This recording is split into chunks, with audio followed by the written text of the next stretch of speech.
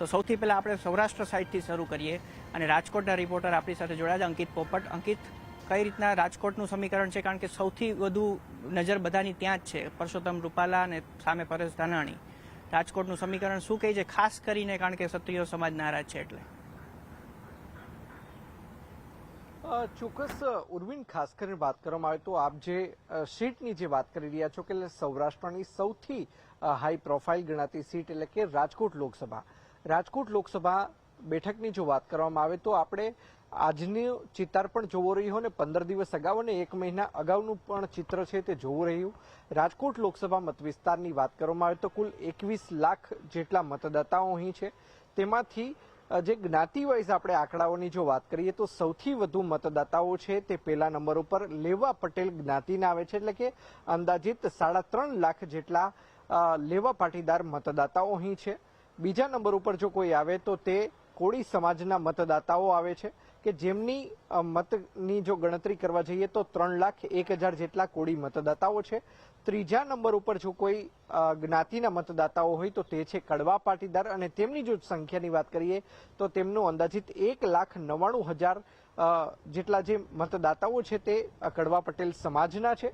ક્ષત્રિયની જે વાત કરીએ કે જેમનો વિરોધ ચાલી રહ્યો છે તેમના જો મતદાતાઓની સંખ્યાની વાત કરવામાં આવે તો તેની અંદર 1,01,000 મતદાતાઓ ક્ષત્રિય મતદાતાઓ છે અને તેમાં પણ જો રાજપૂત સમાજના મતદાતાઓ એટલે કે જે કારડિયા રાજપૂત સહિતના જે રાજપૂત સમાજના જો મતદાતાઓના જે ફિગર છે તેનો જો સરવાળો કરવામાં આવે તો તે 44,000 થાય છે. આમ જોવા જઈએ તો લેવા પ્લસ કડવા કરીએ તો 5.5 લાખ મતદાતાઓ છે. બીજી તરફ ક્ષત્રિય મતદાતાઓની વાત કરવામાં આવે તો તેમાં ક્ષત્રિય પ્લસ રાજપૂત કરવામાં આવે તો 1,44,000 મતદાતાઓ છે તે રાજકોટ લોકસભા મત વિસ્તારની અંદર જોવા મળે છે. 2014ની વાત કરીએ, 2019ની વાત કરીએ તો 2014ની કમ્પેરિઝનમાં 2019ની અંદર મોહન કુંડારિયા કે જે અહીંથી સાંસદ તરીકે ચૂંટાયા હતા તેમને 2014 કરતાં પણ વધુ લીડ મળી હતી. ક્ષત્રિયના વિરોધની જો વાત કરવામાં આવે તો જે પ્રમાણે માર્ચ મહિનાની અંદર જે એક વિવાદિત નિવેદન છે તે પરસોત્તમ રૂપાલાનું સામે આવ્યું હતું અને ત્યારબાદ ક્ષત્રિયોનો વિરોધ છે તે ન માત્ર રાજકોટ પરંતુ ગુજરાતની અંદર છે તે જોવા મળી રહ્યો છે ને પરંતુ જે પ્રકારનો વિરોધ છે અને જે પ્રકારનું હાલ રાજકોટની અંદર વાતાવરણ જોવા મળી રહ્યું છે, ચોક્કસ એક વાત એવી સામે આવી રહી છે કે હાલની પરિસ્થિતિની જો વાત કરીએ, હાલની વાતાવરણની જો વાત કરીએ તો આજની તારીખે પણ પરસોત્તમ રૂપાલા છે તે 3 લાખથી વધુ મતોથી લીડથી તે અહીંથી ચૂંટણી જીતી શકે તેમ છે. આની પાછળનું કારણ એવું છે કે ચોક્કસ ક્ષત્રિય સમાજના મતો છે તે ગત ચૂંટણીમાં મળ્યા હતા તે આ વખતે નથી મળવાના, પરંતુ ભારતીય જનતા પાર્ટીનું જે ફોકસ છે તે ક્ષત્રિય સમાજના વોટ બેંક તો તેમની સાથે રહે તેનું છે જ, પરંતુ તેની સાથોસાથ જે ઇતર સમાજ છે તે કઈ રીતે ભારતીય જનતા પાર્ટી સાથે જોડાય તેની અંદર પણ એસસી એસટી છે, સાથોસાથ વાત કરવામાં આવે તો ઓપન કેટેગરી છે, સાથોસાથ ઓબીસી સમાજ ખૂબ જ મોટો સમાજ છે, તેના અંદાજિત 8.5 લાખ જેટલા મતો છે. ત્યારે આ સમાજ કઈ રીતે ભારતીય જનતા પાર્ટી સાથે જોડાય તેનું મનોમંથન છે તે અંગે બૂથ લેવલની કામગીરી છે, માઇક્રો મેનેજમેન્ટ છે તે ભારતીય જનતા પાર્ટી દ્વારા કરવામાં આવી રહ્યું છે. અને ગઈકાલે પણ રાજકોટની અંદર એક ઓબીસી સમાજ એટલે કે જે આહિર સમાજ કે જે ઓબીસી સમાજનો જે એક પાર્ટ છે તેમનું એક જંગી જન સમર્થન છે તે ભારતીય જનતા પાર્ટીને ગઈકાલે જ મળ્યું છે. જી, તો આ સાથે સાથે આ તો વાત થઈ આપણી રાજકોટ બેઠકની. ખાસ કરીને સૌરાષ્ટ્રમાં જામનગર અને જુનાગઢ એ પણ બેઠક છે જ્યાં ક્ષત્રિયોનો દબદબો છે. સાથે સાથે પોરબંદરની બેઠક છે એ પણ હાઈ પ્રોફાઇલ છે. બીજી અલગ અલગ કઈ બેઠકો છે જ્યાં ખાસ વધારે પડતા સમીકરણ બની રહ્યા છે કે કઈ રીતના ગ્રાઉન્ડ લેવલનું ગ્રાઉન્ડ રિપોર્ટ શું છે ત્યાંના? ચોક્કસ ઉર્વિન, સૌપ્રથમ હું આપને જણાવી દઉં કે એક વસ્તુ આપણે પણ સમજવી પડશે કે 2017ની અંદર સૌથી વધુ ભારતીય જનતા પાર્ટીને જો ક્યાંય ખાધ જોવા મળી હોય, સૌથી વધુ જો ક્યાંય નુકસાની જોવા મળી હોય તો તે આ સૌરાષ્ટ્રની ધરા છે. અને તેમાં પણ ખાસ કરીને સૌરાષ્ટ્રનો જે કોસ્ટલ બેલેટ એરિયા છે કે જેની અંદર પોરબંદર મત વિસ્તાર આવે છે, જેની અંદર અમરેલી મત વિસ્તાર આવે છે, જેની અંદર જુનાગઢ મત વિસ્તાર આવે છે, તો જેની અંદર ગીર સોમનાથ મત વિસ્તાર આવે છે, આ તમામની અંદર ક્યાંક ને ક્યાંક ભારતીય જનતા પાર્ટીને 2017ની અંદર નુકસાન પહોંચ્યું હતું અને અહીંયા અહીંયાથી જ પંજો છે તે મજબૂત બન્યો હતો અને એના જ કારણે 2017ની વિધાનસભાની ચૂંટણીમાં 77 જેટલી બેઠક છે તે કોંગ્રેસના ફાળે ગઈ હતી.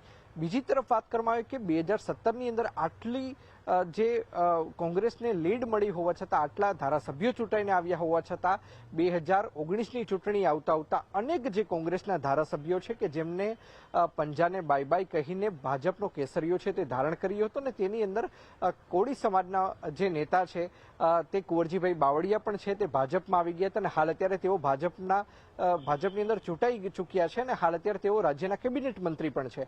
એવી જ રીતે જવાહર ચાવડા પણ કોંગ્રેસમાંથી ભાજપમાં આવ્યા હતા અને કેબિનેટ કક્ષાના મંત્રી પણ બન્યા હતા.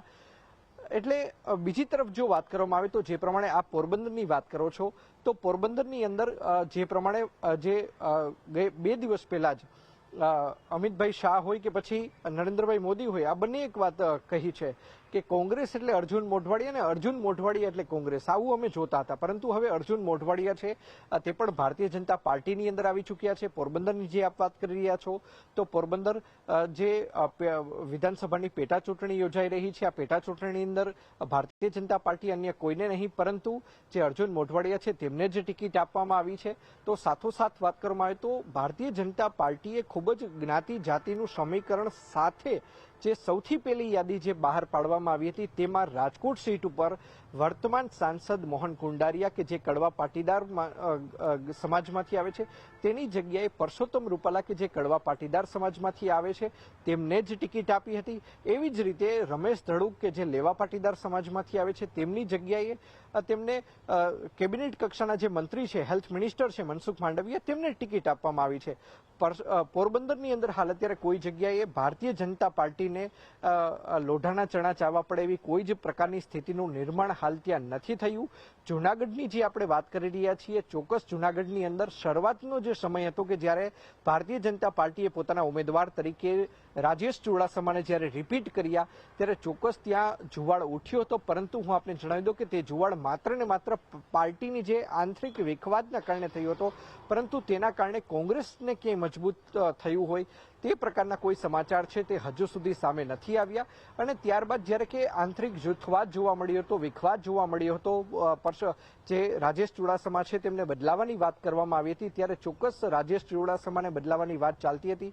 ત્યારબાદ CR પાટીલ છે, રાજ્યના મુખ્યપ્રધાન ભૂપેન્દ્રભાઈ પટેલ છે, આ તમામે જૂનાગઢની મુલાકાત લીધી છે. અને બીજી તારીખે તો ખુદ વડાપ્રધાન નરેન્દ્ર મોદી છે તે ખાસ કરીને તે જૂનાગઢની મુલાકાતે ગયા હતા અને ત્યાં પણ તેમને જંગી જે જનસભાને છે તે સંબોધી હતી. હવે વાત રહી આપ જે પ્રમાણે કહી રહ્યા છો કે તે પ્રમાણે જામનગરની તો ચોક્કસ હાલ અત્યારે સૌરાષ્ટ્રની જો સૌથી કોઈ ચિંતિત બેઠક કોઈ જણાતી હોય તો તે ભારતીય જનતા પાર્ટી માટે જામનગરની બેઠક છે. પરંતુ સૂત્રો હાલ એવું પણ જણાવી રહ્યા છે કે ચોક્કસ લીડમાં ફેરફાર થઈ શકે તેમ છે. પરંતુ જે પૂનમ માડમ છે તે સતત ત્રીજી વખત અહીંથી સાંસદ તરીકે ચૂંટાઈને આવી શકે તેમ છે. જી ઉર્વિન.